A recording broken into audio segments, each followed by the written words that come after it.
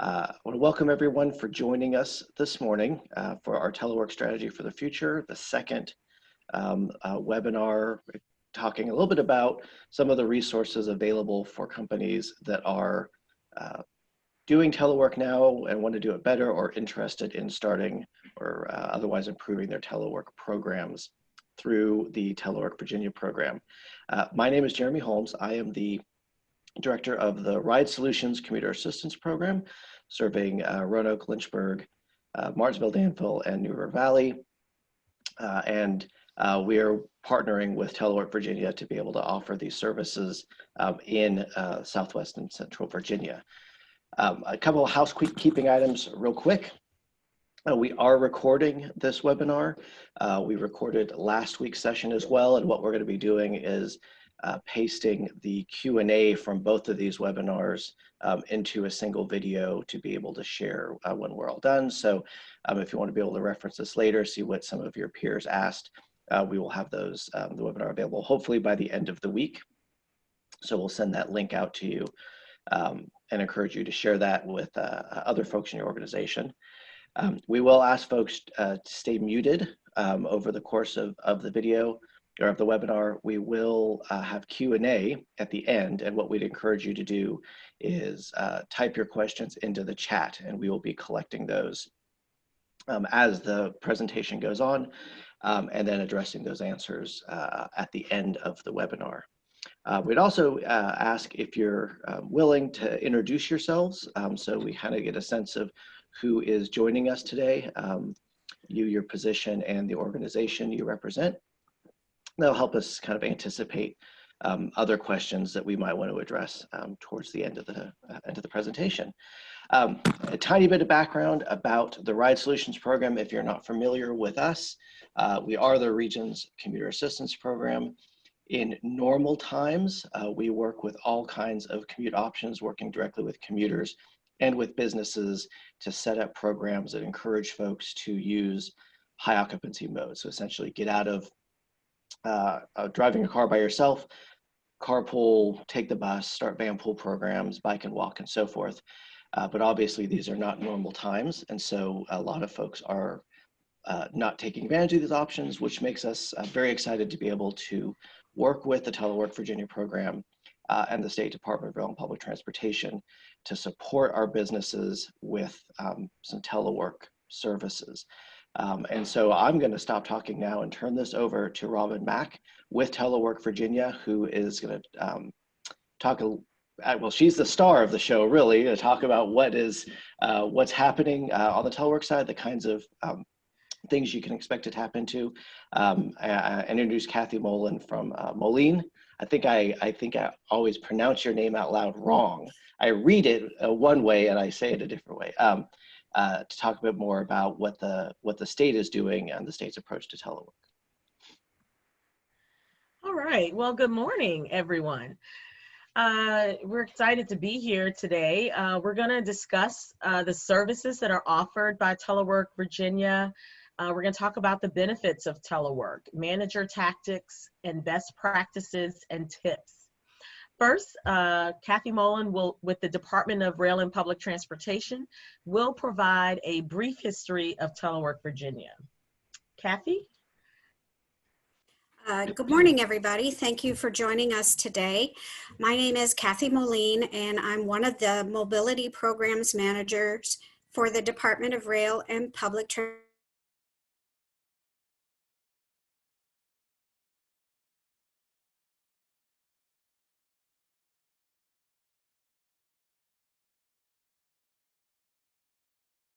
And to promote the efficient transportation of goods and people in a safe, reliable, and cost-effective manner. Our primary areas of activity are passenger and freight rail, transportation, public transportation, and commuter services. Our commuter services programs promote carpools, van pools, telework, and transit. DRPT started Telework Virginia in 2001 as a means to mitigate traffic congestion. Next slide. At first, Telework Virginia was implemented in Northern Virginia, but we soon expanded it to serve the Commonwealth.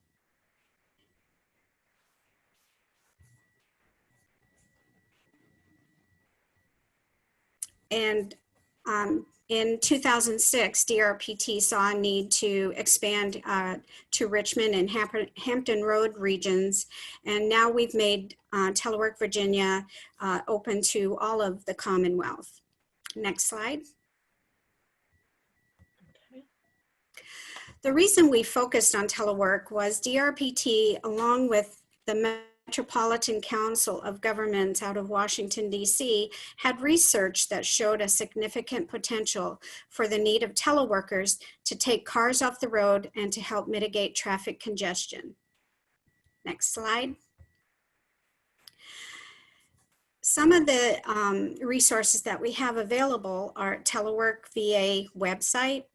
Again, seeing the need for telework assistance, Telework VA's website has resources to help you successfully participate in or manage a telework program. And Robin's going to talk a little more about our website and the resources that we have. Telework Virginia provides businesses throughout, next slide, sorry, Robin.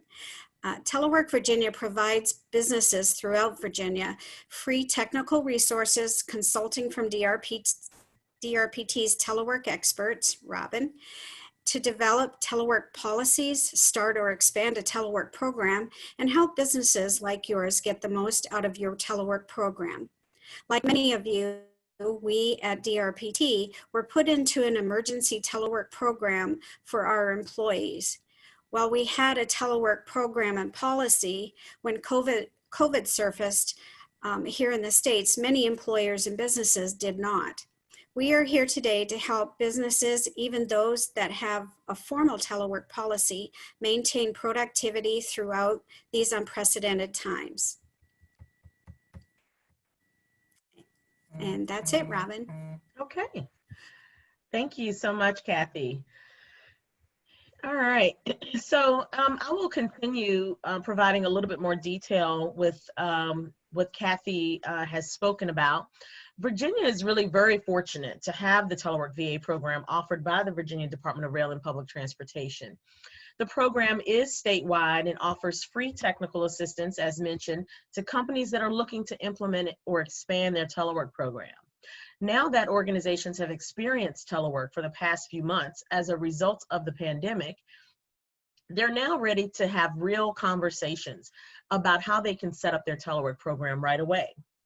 The Telework VA program provides the technical assistance to help companies maximize the impact of their telework program. We can help develop official policies and agreement documents, help you evaluate positions and determine which positions are best suited for telework, assist with the technology plan, and provide customized training for managers and employees. And again, these services are absolutely free and provided by the Virginia Department of Rail and Public Transportation. So before we dive in, I think it's important for everyone to understand the difference between normal telework and this pandemic remote work that we're experiencing right now. Normally, organizations have a telework policy in place or have at least outlined the expectations of telework. Because of COVID-19, we were quickly forced into an emergency change, and we really didn't have time to prepare ourselves for this mentally, emotionally, or financially. Things have just been in such a disarray since this has occurred, and life was just kind of turned upside down so quickly. The average time that organizations allow employees to telework is 1 to 2 days per week. We now have unprecedented telework where the majority of us have been working from home since the sheltering in place the majority of the time. Under normal telework, the position is eligible and approved to telework based on the job duties. We now have staff currently working from home that has not been vetted for a telework program. They have unresolved IT issues that are affecting performance. And so these things are just not normal in the teleworking arena. Companies usually provide some form of management and employee training, even if it's just IT training on the technology that will be used. But most in this case have not received training, specifically on 100% remote working.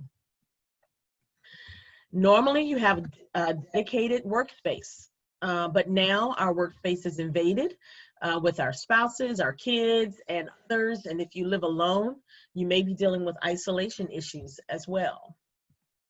You have your typical at-home distractions when you telework, but now there are a host of additional distractions due to the pandemic.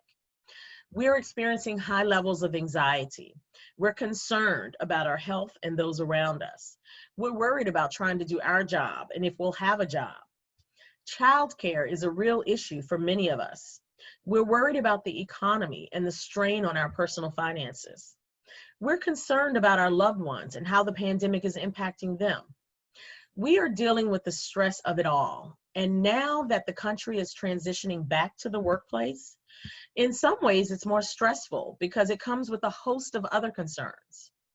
Employers and managers have to be able to adjust to what's happening around us and assess the impact on our staff. I believe that this pandemic has fundamentally changed the way in which we will work in this country forever. I want to share some statistics from Global Workplace Analytics, which is a research firm. And before the pandemic, surveys showed that 80% of employees were interested in working from home at least some of the time, and over a third would take a pay cut in exchange for the option. They are now estimating that 25 to 30% of the workforce will be working from home multiple days a week by the end of 2021. For some companies, telework will now become an integral part of their business model, and more employees than ever will be teleworking in some capacity. So as we transition back to the office and try to enforce social distancing guidelines in the workplace, the question is, will telework be a part of your transition strategy? Are there staff who can continue to telework in some capacity during this transition phase to stagger those who are in the office? Also, are there staff who can continue to telework in some capacity long term? For many employers, their workplace strategy will involve telework. So I want to go over the benefits of telework that you may not be aware of. Everyone now knows the benefit of telework when it comes to continuity of operations. In the event of a disaster, as in the case of this pandemic, you can maintain employee productivity, react immediately, promote safety first, and work from virtually any location. Work at home will save U.S. employers over $30 billion a day, particularly in the beginning of when we were sheltered in place, in what would have otherwise been lost productivity during office closures due to COVID-19, according to Global Workplace Analytics.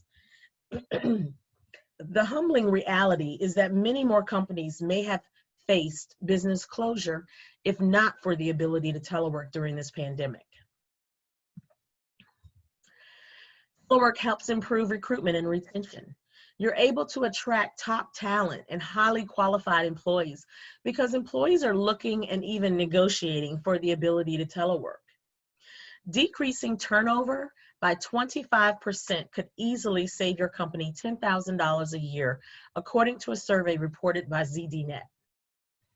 A Virginia company completed a survey where 64% of their respondents said they would turn down a job that offered a 20% raise if it meant giving up their ability to telework. As an employer, you would reduce your hiring and recruiting costs because there is a direct correlation between job satisfaction and morale increasing when telework is implemented, which ultimately reduces turnover. Studies have shown that employees are less likely to seek employment elsewhere when a robust telework program is in place. And 95% of employers surveyed say that telework has a high impact on retention. Implementing the ability to telework increases flexibility, reduces commute times, and again, improves morale and job satisfaction. There is life outside of work, and telework gives us the ability to better balance between the two. Absenteeism declines when employees have the ability to telework. It's estimated that unscheduled absences cost American employers between $1,800 to $3,600 per year per employee, according to Global Meet.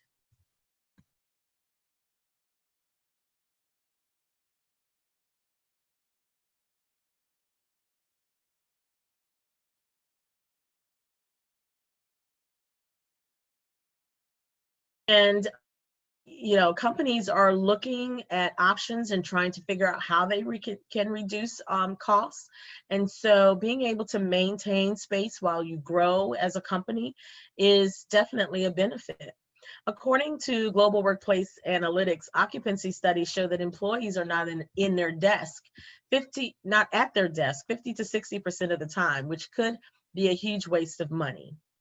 They also say that employers save about $11,000 a year for every employee who works remotely 50% of the time. And employees can save up to $4,000 a year working remotely 50% of the time. Many surveys and studies have been done which confirm that those who telework are usually more productive. Typically, you have less disruptions, reduced commutes, and employees value telework, so they're usually more conscious of their work habits. Keep in mind that this pandemic telework is not normal telework, so you may not be experiencing the full effect of increased productivity because of this remote work situation where we have IT issues and so many household distractions that we wouldn't have in normal telework situations. This is a benefit shared by all. The environmental impacts as a result of more people staying at home is undeniable. Take a look at these side-by-side photo comparisons of New York and LA before the pandemic and now. Well, you know, we now have situations with the wildfires in California, so it probably doesn't look like this right now.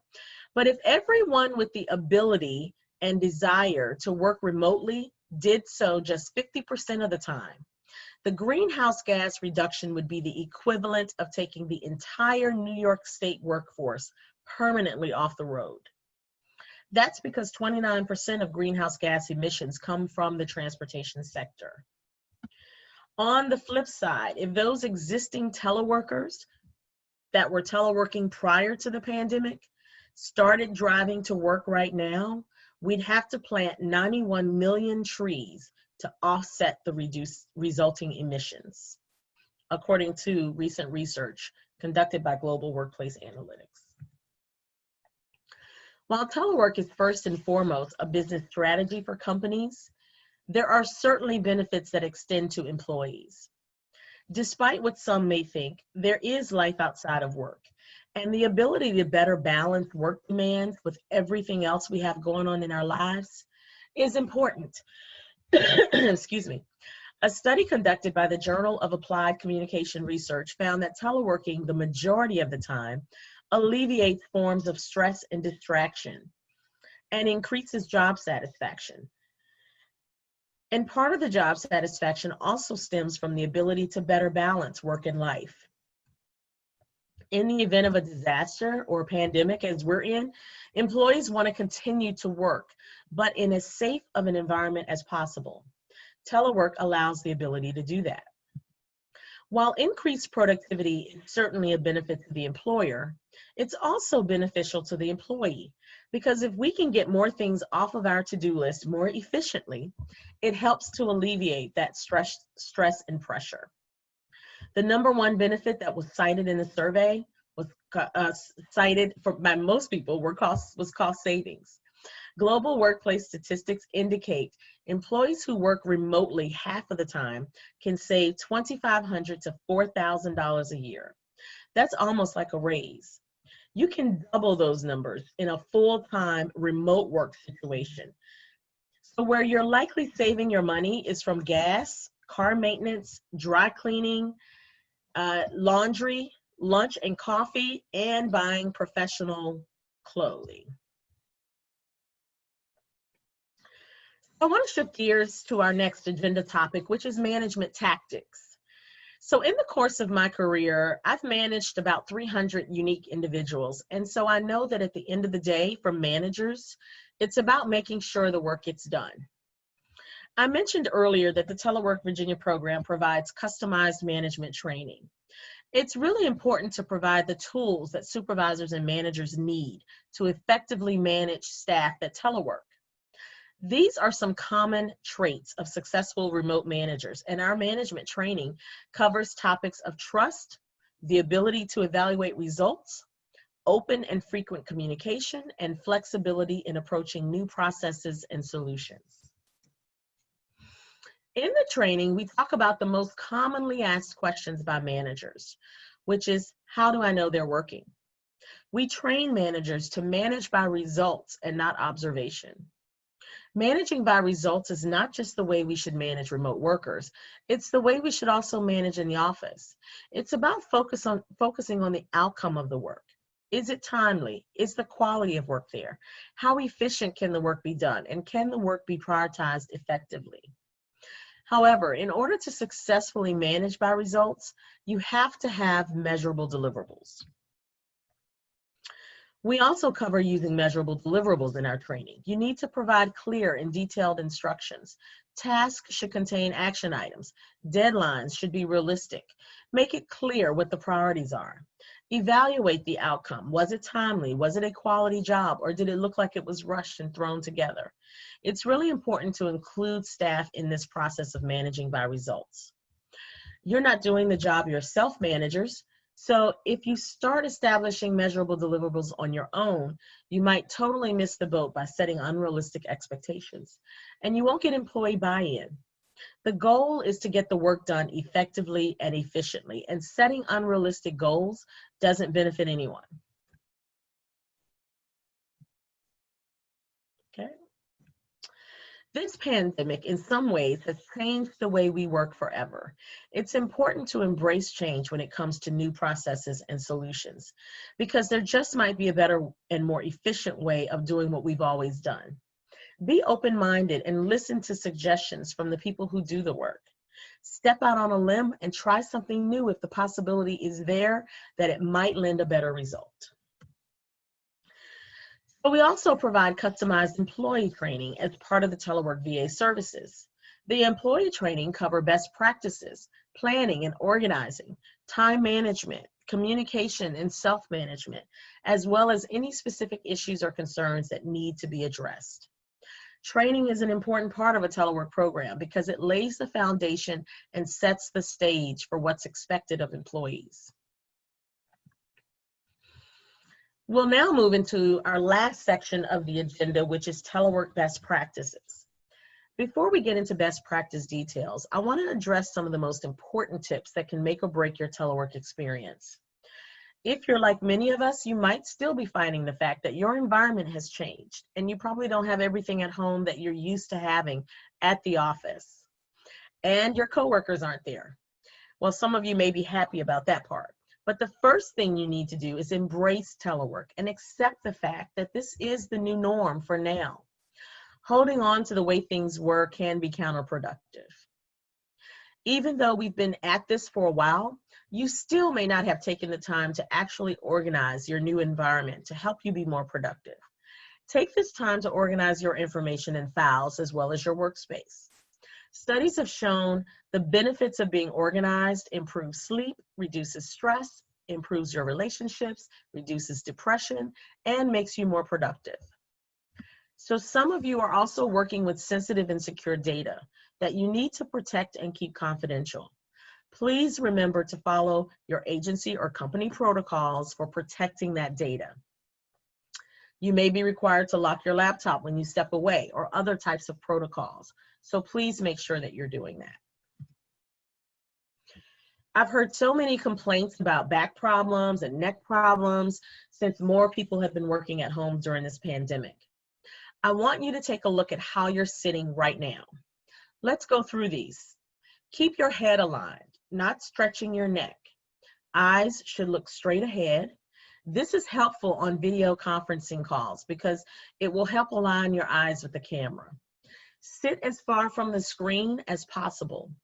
Shoulders should always be in a relaxed position. Your keyboard should be at a seated elbow height. If you're using a laptop, this of course will have to be adjusted, but your wrists should be straight when typing. Your fingers shouldn't be elevated or lower than your wrist. Your chair should support the curve in your lower back. I use a lower back support pillow to help with this. Your feet should be flat on the floor or on a footrest. And make sure you get up to take frequent breaks. So IT issues has become a common theme among the masses who are working from home. And while there are so many different IT issues going on right now that are unique to each individual, I wanted to provide some generic tips to help. You want to make sure that you communicate the issues you're having to management. Not that they can resolve the issue, but so they're aware that productivity might be impacted. Keep a log of the issues that you're having. This will be helpful if you have an opportunity to troubleshoot with an IT professional. If you're having issues with communication platforms or other apps, there are tons of online tutorials you can access for free. There have been lots of complaints about bandwidth issues and slow networks. Households have multiple people streaming, conferencing, kids are playing on devices, and it's taking its toll. Here are some suggestions that you can try for faster speed.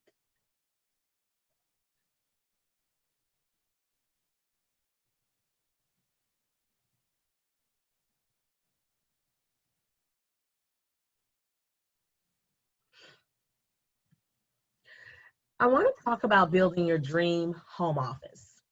I realize that we're dealing with the hand we've been dealt, but if telework continues in some capacity in this future, this can be a part of your aspirations. In your technology toolkit, we're assuming that your internet is set up and in place, but you'll certainly need a laptop or a desktop. However, adding a second monitor for multi-display is preferable. It definitely helps with, it helps really for me. I have a second display and it really helps me with efficiency. And some of you have had this type of setup in the office, but you'll also need, let's move on to your phone, of course, your cell phone, whether it's work issued or personal, but it's helpful to have headphones with a microphone, particularly if you have issues with the sound on your devices. Headphones will help you project more clearly on conference calls so you don't sound muffled or far away. It's also a good idea to have a privacy screen for added security. For furniture, you want a desk that fits with the room size but has enough space for you to work effectively. A comfortable chair is very important, but it needs to support your lower back. And, I've tried to sort of buy office chairs without sitting in them and trying them out. And it's kind of difficult to do like online or things like that. So you need to test it out before you get it to make sure that it's something that you can sit in for long periods of time. All of your other supplies, like maybe a filing cabinet or a 4-in-1 printer, things like that, scanners, should be added to your list. On to space. The best option is a separated area with a door to maximize privacy. You want a window for natural light. Research has proven that natural lighting helps people to be more productive, happier, healthier, calmer, boosts vitamin D, and can help ward off seasonal depression. You also want to add indirect lighting source to ensure adequate and functional lighting in your workspace. Consider the placement of your light to avoid casting shadows on your desk and make sure you're not working on the direct glare of overhead lights. You want to add indoor live plants because they don't just spruce up the decor, but studies have shown they clean indoor air by absorbing toxins, increasing humidity, and producing oxygen. They can also boost mood, productivity, concentration, while reducing stress, fatigue, and things like that. Since you'll spend a good amount of time in this area, you want to try and transform it to your happy place by adding decor that you like and enjoy. Some people like to add stress balls or things that can take their mind off of work for a minute. Some like to add fountains because the sound of water is soothing. You also want to boost your concentration in a way that works for you.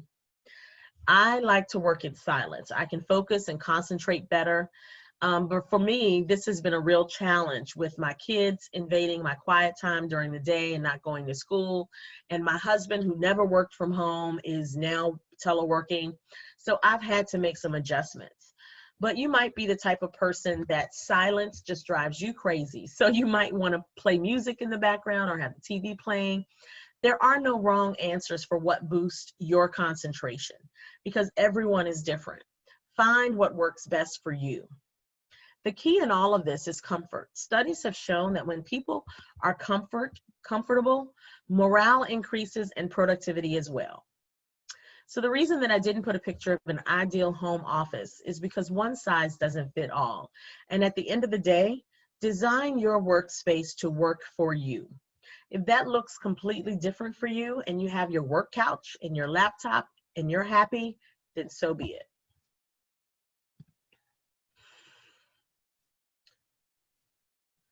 So I want to talk about anxiety and mental health issues, because we are working and trying to maintain productivity, but we're on edge and we're trying to manage our new levels of anxiety. And I've been a full-time remote worker for many years. And after the shelter in place was issued, I found myself wanting to escape. And I think it was because, we were being told to stay in, and somehow psychologically, even my familiar and safe environment that I'm usually very happy working in felt like a prison. So this is affecting us all in different ways. The first thing that you want to do is make sure that you step away by taking morning, afternoon, and lunch breaks, particularly now, just like you would in the office. Keep a schedule and have a designated start and end time, and try really hard not to work beyond your designated hours for your mental health. Stay connected with others. Social distancing and working remotely can leave us feeling disconnected from everyone. Maximizing the use of our communication tools is helpful, and sometimes just seeing a coworker or family member's face can be therapeutic. Make sure that you get enough rest. Try to eat well-balanced meals. Try to get some form of exercise. And you want to make time for enjoyment. Whatever it is that you like to do that doesn't really violate any guidelines, then make time to do it. If you're struggling with managing anxiety and stress, you really should seek help and support. The link for the Virginia Department of Behavioral Health has provided 24-hour helplines and guidance for emotional health resources in managing stress. The CDC website also has helplines as well. So part of what's contributing to our stress are all of the distractions we're dealing with when we're trying to work at home. Most of you probably have a laundry list of distractions. The first thing that we need to realize is that they're not going away. So we have to take them seriously and find a way to overcome them. The first step is to identify your specific distractions, because what might be a distraction to you might not be for me. So out of all of your distractions, just pick one for the purpose of this exercise we're going to do. So here's the distraction that I'm going to use. As I mentioned earlier, my husband is now teleworking, and we have an office space that we share. We both have our own desk, but he has conference calls and I have conference calls, and we've had situations where we're both on the phone at the same time. So I had to come up with a strategy. The strategy is we chat first thing in the morning about our schedules so that we can plan ahead for those issues. We also created a sign, and the sign is hanging on the door right now, and it says video conference in progress. And so this allows him to know and my kids to know so that they don't barge in the middle of my video conference, which has certainly happened. And this approach has worked, but the last step is to assess and adjust, because if your strategy isn't working, then adjust your approach. So you want to identify, strategize, set the ground rules, and assess and adjust for each of your distractions.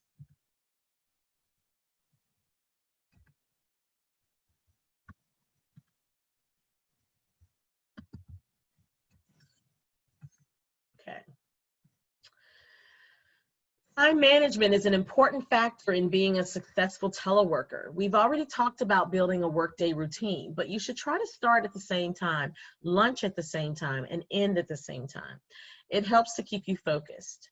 Because of the flexibility that working at home brings, many of us work anytime or all the time. And you want to try and work primarily when your supervisor works and your coworkers, because this will eliminate unnecessary waiting for responses, collaborations, and decisions. And the team knows when you're available. You want to block your biggest online distractors. If there are social media outlets or websites you frequent and you wonder where the time has gone, it's an online distractor that you have to manage. We just talked about the pandemic-related household distractions, but what about those normal household distractions that you have when you telework, like folding that basket of laundry or washing those dishes? My recommendation is that you stay on schedule, and if those household chores are a distraction to you during your workday, then in your morning break, fold the basket of laundry. At lunch, do those dishes and then get back to work. Before you get started for the day, you want to take a moment to think about what's priority in today's workload. Are there any other ways that you can manage the workload more effectively? Use the Telework task worksheet as displayed here. There's nothing significant about this simple sheet. You can certainly use it in the office too, but the purpose is to utilize the power of making lists. It's one of the best ways to drive clarity and action. Try to do your challenging tasks when you're fresh. Your concentration and focus will be much better. When you find yourself wandering and lethargic, take a quick break to refocus. I've mentioned this before, but I cannot stress it enough. You want to avoid overworking, as it is a common practice among teleworkers. But you also want to avoid underworking and be sure you're meeting the expectations with the hours you work. There are tons of apps that may help your time management skills and boost productivity that you can take a look at. I don't use any of them, so I don't make personal recommendations, but that might be something that works for you.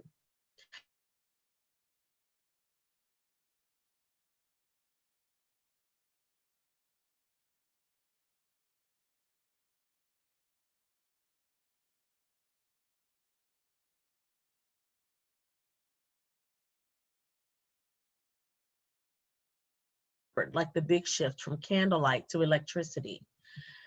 And no matter how beneficial the shift is, we like to hold on to what we're comfortable and familiar with. We made the big shift from horse and buggy to the automobile. It took about 23 years to make this transition, and longer in some regions, depending on the area in the US. Sometimes we are reluctant to embrace change because of the fear of the unknown. This pandemic has catapulted telework forward, and we're beginning another big shift from the old way of working in the office to telework and remote work. As we're preparing to transition back to the workplace, companies will face the fork in the road. They'll have to make some fundamental decisions about where work will be done going forward. My prediction is that companies who can allow telework in some capacity, but choose not to, will find it difficult in the future to, 1, compete for top talent, 2, successfully compete for contracts due to higher operating costs, and 3, react and adjust for continuity of operations should another disaster occur. Those who embrace the big shift, but with strategy, awareness, and understanding, will be better equipped to weather this storm and the storms to come. Let Telework VA help your organization with next steps. I want to thank you all for your time and attention today. Thank you to Ride Solutions for making the webinar possible.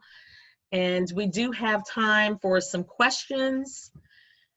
So I'm going to turn it over to Jeremy, I think. Yep. Okay, thank you very, very much, Robin. Well, got one last quick thing to point out before we get to Q&A, and there's still plenty of time if you've got some questions to put them in the chat before Robin and Kathy head off for the day. I would want to remind folks that one of the ways that we support the work of Telework Virginia, support commuter choice in general in the region, is through our Ride Solutions app.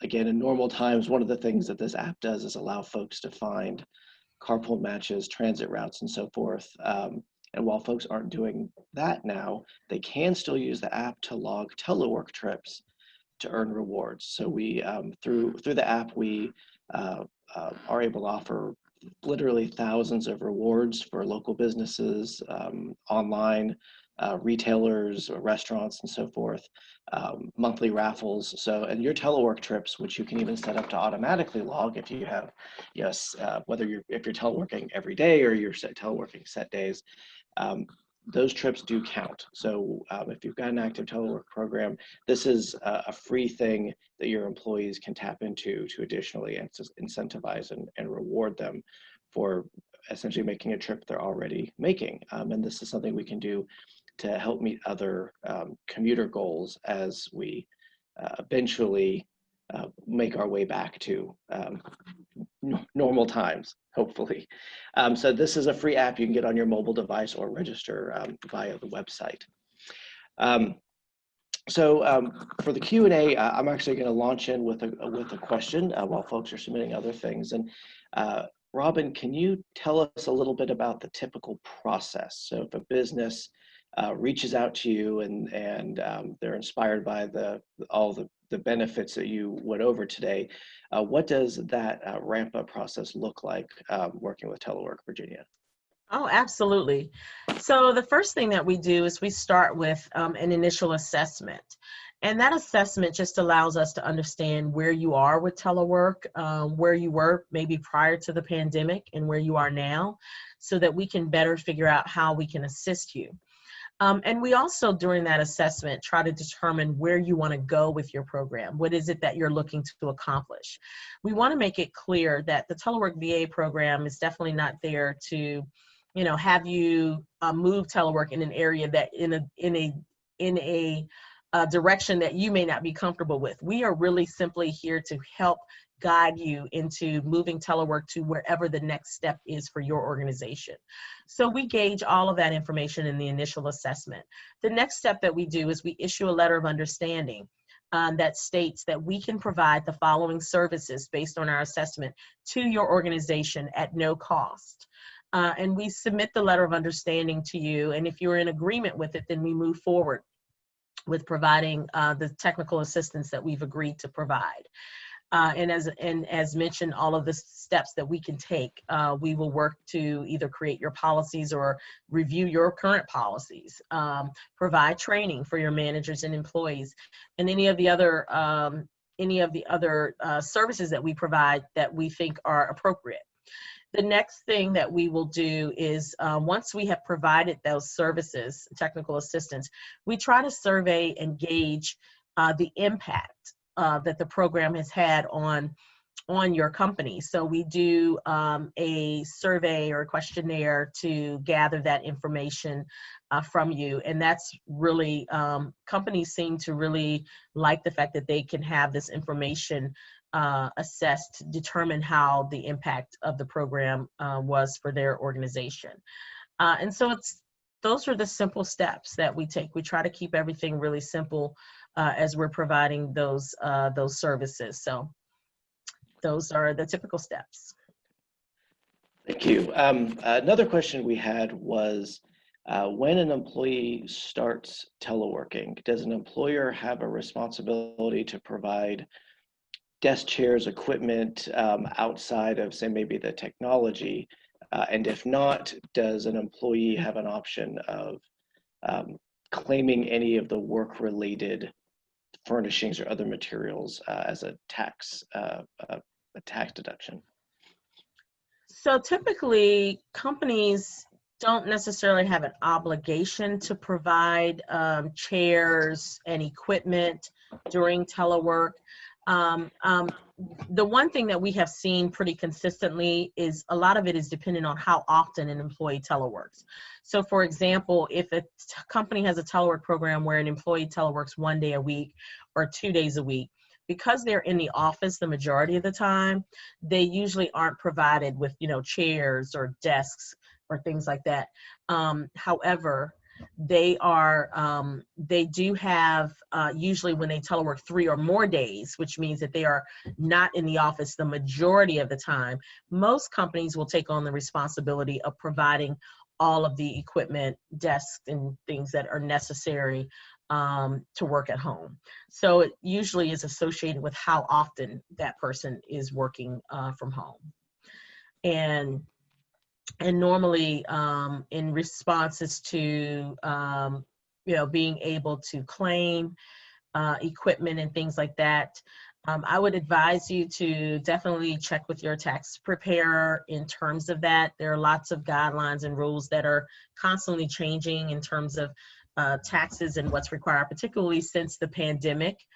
And so that's what I would advise. And, because they're different in each state, that would be my advice.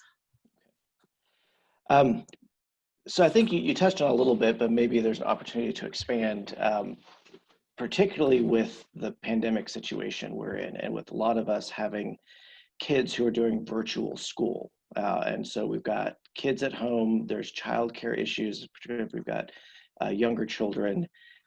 Is there any particular advice you have either for how teleworkers or managers can work with that, and more broadly in terms of telework policies that might support childcare needs? Yeah, so this is an interesting one because most of your telework policies will indicate that telework is not intended to be a substitute for child care or adult care. However, during this pandemic, everyone clearly understands that this is not normal. This is not your normal type of situation. And so the first thing that I would advise employees to do that have child care issues that may impact their ability to do their job during certain times of the day is to have a conversation with your supervisor or manager. A lot of employees are reluctant to have that conversation because they don't want to, feel that they have to have some type of special, request or treatment or whatever.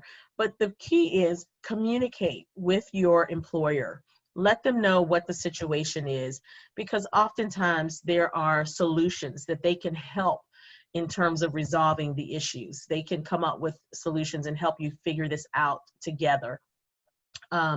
Many people are being, lots of creativity is happening right now to try and resolve the childcare issues while students are attending school virtually.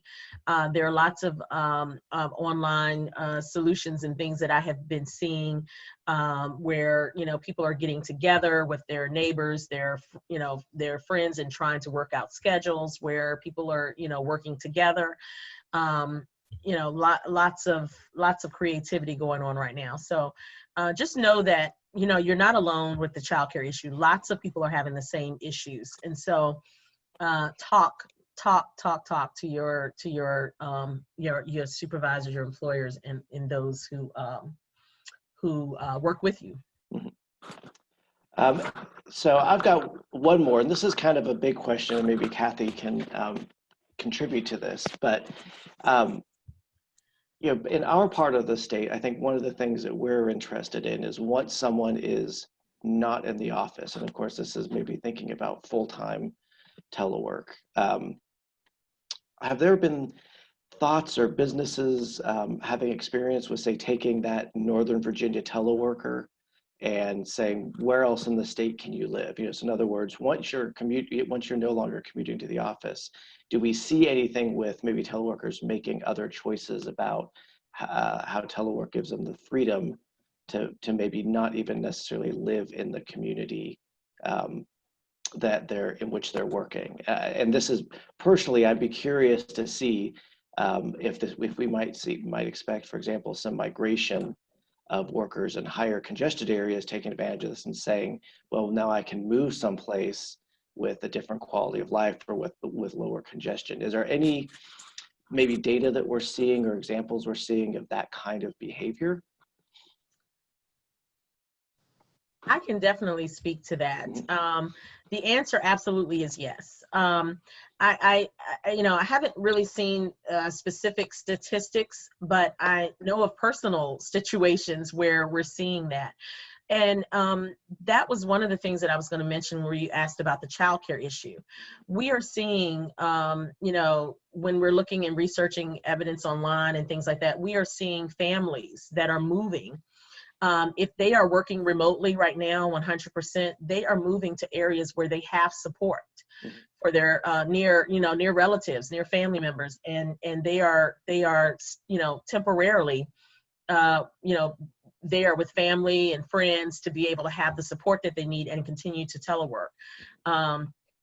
I have a neighbor who works for Snapchat, and as you know, Snapchat was one of the companies that basically announced after the pandemic that they were going to allow folks to be able to work remotely for quite some time. Well, I know it was Twitter was one of them, but I think Snapchat followed afterwards. But my neighbor works for Snapchat. He works normally in San Diego, and he has been home. It's my neighbor's son, actually. He has been home now since the pandemic and doesn't intend to return anytime soon. So he has taken up residence back here while he's working. So you're seeing a lot of that going on with people migrating, moving,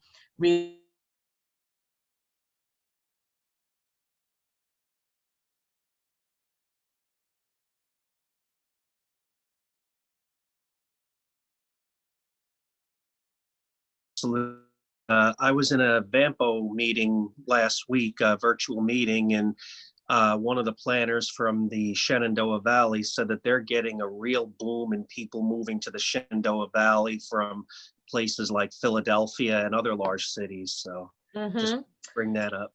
Yeah, and of course I saw on the news last week that as many as 1,000 people are moving from the north, like the New York area, to the Florida areas, as many as 1,000 a day. So we're definitely seeing shifts, changes, migrations as a result of the pandemic. And it's going to be interesting to see over the next few months, how this shakes out. Okay.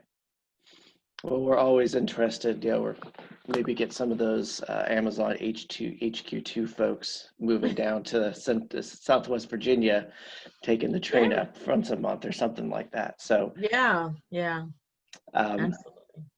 It is great to see telework support from DRPT. My view is that local government is resistant to telework and did not until COVID have a policy and does not allow it except for IT or upper management.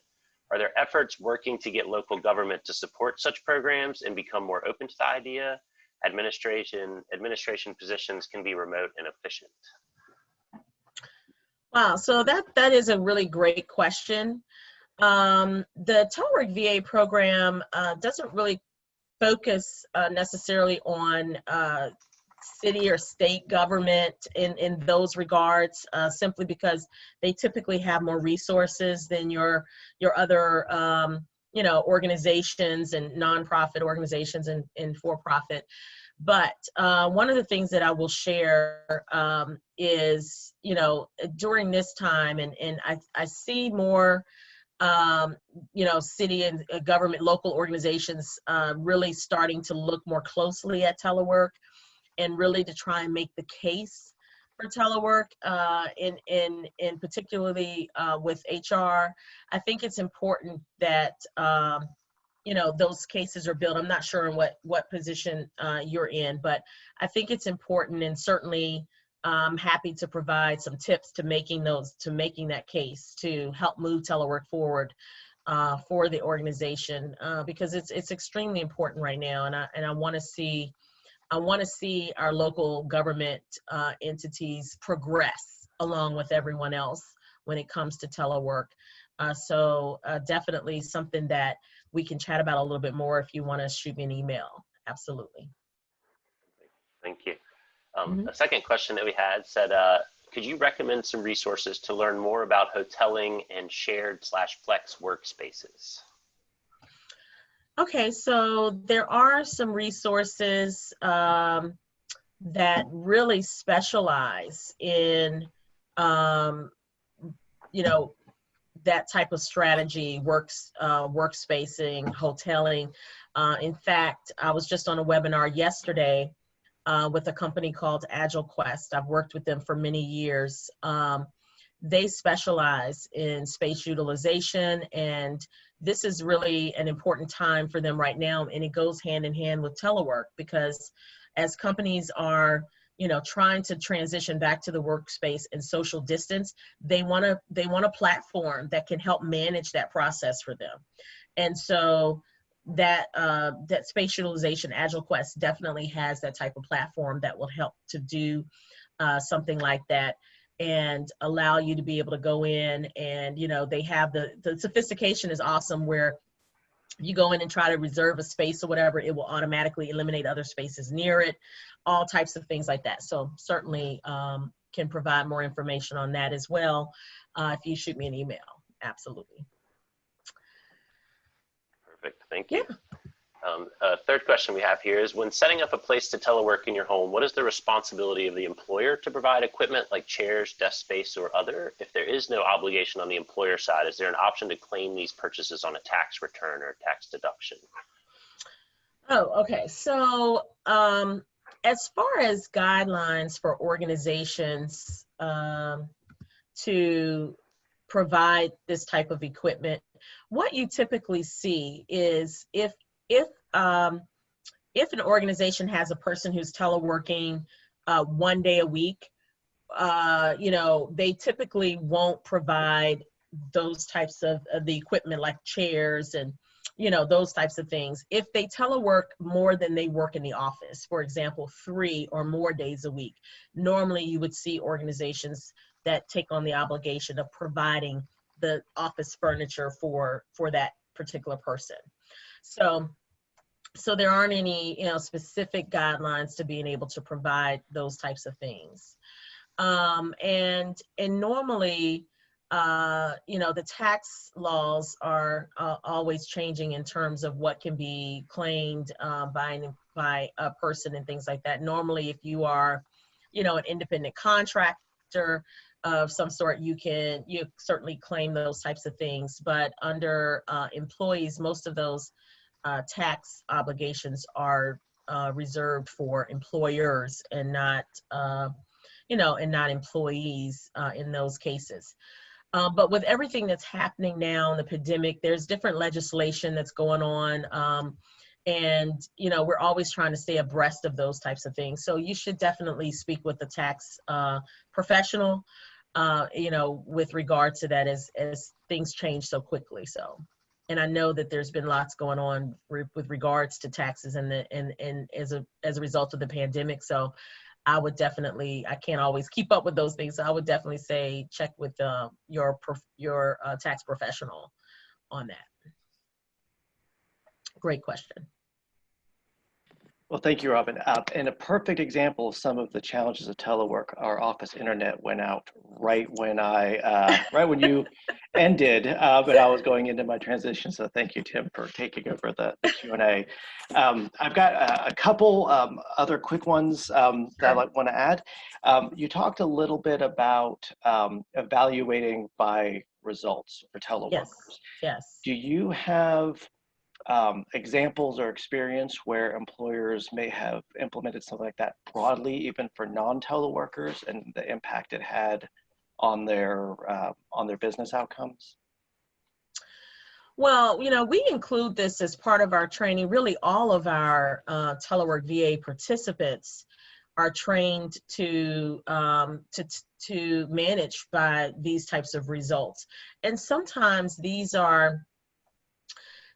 are not drastic changes. Oftentimes it just requires a conversation with your employee in outlining these are your steps, and so how are we going to get to measuring by these results, and once we come to an agreement on that, this is what we're looking at. And organizations are now realizing that in the office, as I mentioned, this is the way that should definitely the way we should definitely be managing, because oftentimes we feel comfortable because the employee is in the building. But do we actually know if they're being productive? Do we know if they're efficient? Do we have those metrics that help us to understand whether they're really working or not? And so that's the reason why this way of measuring by results is it's associated with telework, but it really is the way we should all be managing, whether we're in the office or not.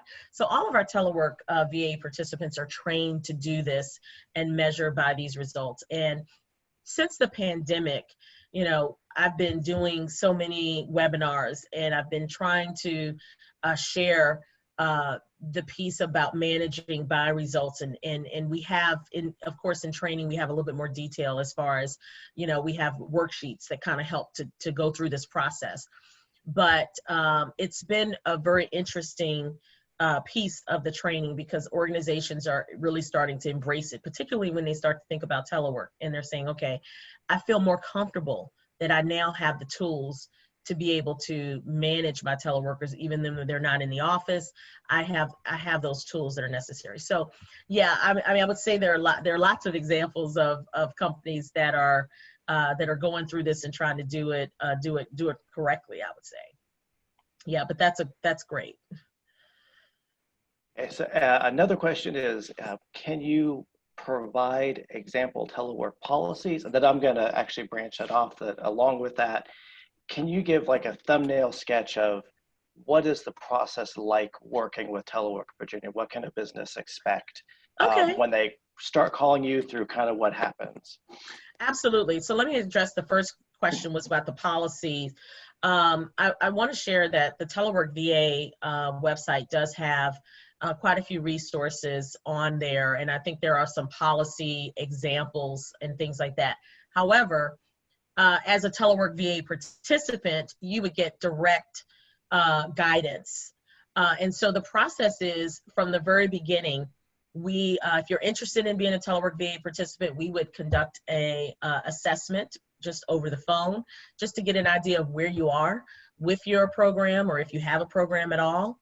And then we would share with you our recommendation for what we can do for your organization, if that includes creating your policies and your agreements, helping you with eligibility, designing training, and of course that training can be virtual as well. So we would go through all of those things, and we would issue a letter of understanding, and that's just a one-page document that says the Telework VA program will help your organization with these goals that we've outlined at no cost to your organization. And you would just reply saying, yes, we're in agreement with doing that. And the next steps would be for us to go ahead and move forward with providing the technical assistance that's necessary. And then at the end of the process, we would want to just gather some information in terms of how the program has impacted your organization. And it's really as simple as that. So that would help. Obviously, again, with the policies, we can help you create that policy and customize it through the Telework VA program. Well, the very last question is, we're asked, do you have information or experience on negotiating a pay decrease if someone is working full-time telework, and any experience with how that might be received? So I've never heard of anyone negotiating a pay decrease, and maybe need a little bit more information about that question, because I'm not sure. Typically a person who is teleworking, whether they're working full-time in the office or whether they're working full-time remotely, the position description of what they're doing shouldn't change at all. So usually there is no pay increase or decrease associated with a telework person or position. So, I mean, with the position in and of itself, unless the hours have changed and they're now going from full-time to part-time or something of that nature. So yeah, that would be obviously a human resource issue, but yeah, normally there is no pay change for a teleworking position, whether they work, a day, telework 1 day a week, 2 days a week, or full-time. Okay. Yeah.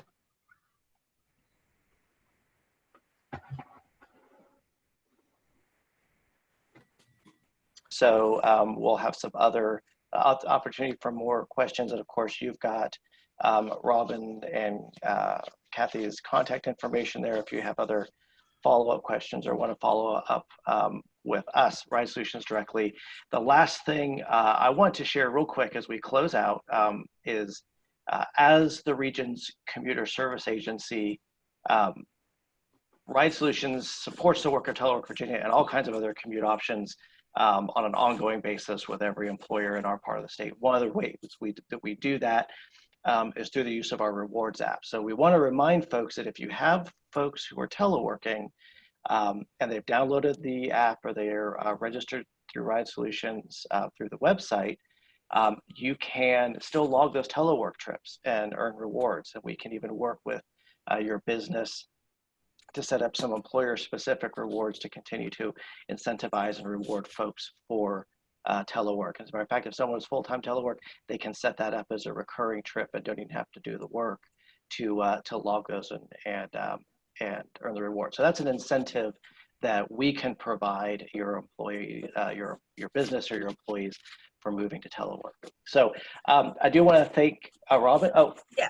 I'm sorry. Can I just make one quick comment? I just saw the chat in reference to the pay decrease.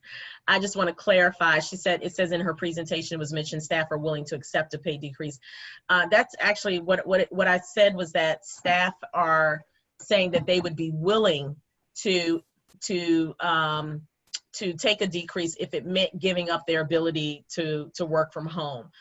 So yeah, that doesn't, in that case, you know, that they were speaking to the fact that they value that telework in that case. Now, whether or not that was something that was offered and to say, well, you're going to come back into the, you know, you're going to you're going to lose that option to telework. So you have to take a decrease. Yeah, that piece of it, I never heard that was a situation that occurred. It was just saying, would you be willing? The survey question just said, would you be willing if it meant giving up your ability to telework? So yeah, I just wanted to clarify that as a survey question. Okay. Absolutely. Thank you. I appreciate the clarification on the response.